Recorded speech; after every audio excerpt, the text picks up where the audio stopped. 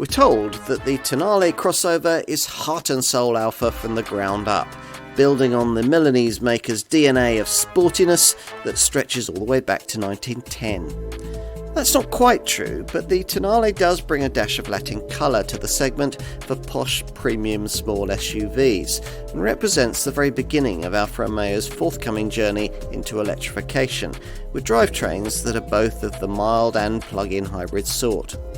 It lacks the Teutonic perfection of some competitors, but you're compensated with enough pavement presence to make key German rivals look very dull indeed.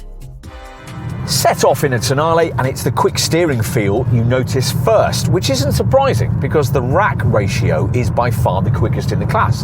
The rather crude Jeep Compass-derived chassis has a hard time keeping up with the resulting level of pointy agility, but it's certainly a more engaging confection than is the class norm, a welcome breath of fresh air in the segment.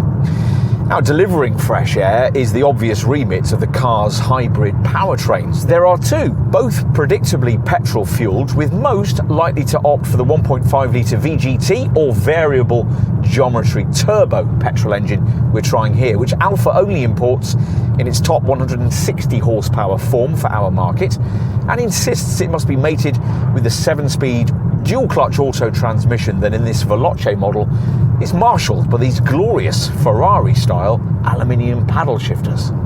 This power plant's badged as a hybrid, which would normally lead you to expect the addition of an electric motor on the rear axle. Here, though, the 19 horsepower motor is rather cleverly built into the auto gearbox, powering a 48-volt battery that, like a proper full hybrid, can propel the car separately from the engine. However, because it's only 0.77 kilowatt hours in size, it can only do so at very slow speeds and only for a few hundred yards, making it more like the kind of mild hybrid setup that most of this car's rivals offer.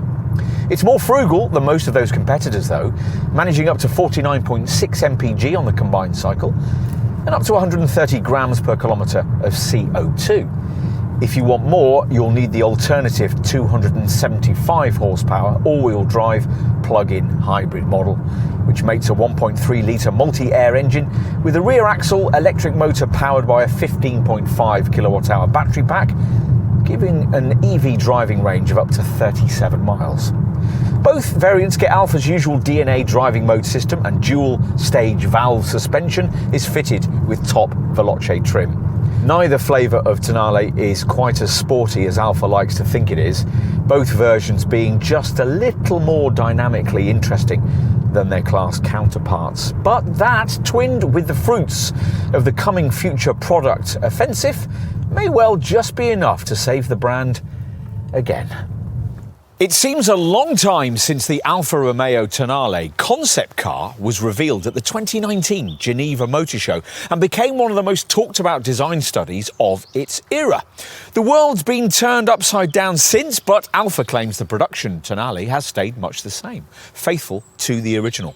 That's not quite true. It's certainly not as jaw-dropping in showroom form, but it remains a good-looking piece of penmanship with classic brand styling features reinterpreted in the name of modernity. Those who choose this car will primarily do so because they like the way it looks. Let's take a look inside. Those headlights reappear again as part of the welcome sequence on this 12.3-inch instrument cluster screen, which Alfa's managed to incorporate without losing the classic twin-cowled binnacle you view through this chunky 3-spoke steering wheel. It's a cabin that wants you to feel sporty, and it also breaks fresh territory for Alfa Romeo when it comes to digital screens. The binnacle display accompanied by this clear and sophisticated 10.25-inch centre infotainment monitor. Some of the plastics used around the cabin, around these turbine-style corner vents, don't really meet the required premium standard, but in compensation, the bright work and little speaker grills on the doors are interesting. The red stitched black Alcantara is lovely, little tricolour Italian flags are dotted around, and the optional leather upholstery you can have delivers the required classy feeling of Italian elegance. The seats are supportive too, and there's a reasonable amount of cabin storage for your odds and ends. Right, time to take a look in the rear. Now, pulling open the door, you've got to watch you don't get speared by this outlying leading edge as you draw it back. You don't expect a huge amount of backseat space in a compact crossover of this sort, and we're certainly not expecting a whole lot of room in this one because its 2,626mm wheelbase length measurement lags some way behind obvious rivals, 66mm shorter than a BMW X1 and a full 103mm shorter than a Mercedes GLA. Sure enough, the Tonale suffers in terms of legroom compared to those two competitors, though you can at least easily tuck your feet below the front seats, and it'd be a challenge fitting 3 adults back here, though that's the case with just about every rival in this segment. Stick to a couple of folk and they should be reasonably comfortable on all but the longest journeys, aided by decent headroom that'll satisfy everyone under about 6'2" in height. Right, let's take a look out back. Now, this powered tailgate's standard, rising to reveal quite a high loading lip and a load bay that looks smaller than the 500-litre capacity claimed for this conventional model, way more than a Volvo XC40, a little more than a Mercedes GLA and a little less than an Audi Q3. As is unfortunately common in this class, opting for a plug-in hybrid powertrain has a hugely detrimental effect on capacity, which falls to 385 litres. The room revealed when everything's retracted should be amply sufficient for the needs of most owners, measuring in at 1,550 litres for this conventional model and 1,430 litres for the plug-in hybrid. It may be some time since Alfa turned a decent profit, but the allure of the brand seems to be as strong as ever. The Tonale needs more assertive powertrain response and probably less hyperactive steering. Plus, if it wants to be properly premium, a little more care needs to be taken in the choice of some elements of interior trim.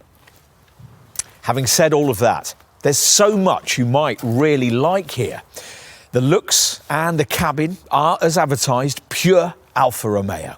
The engineering isn't, but a lot of work's been put in to give it an Alfa feel.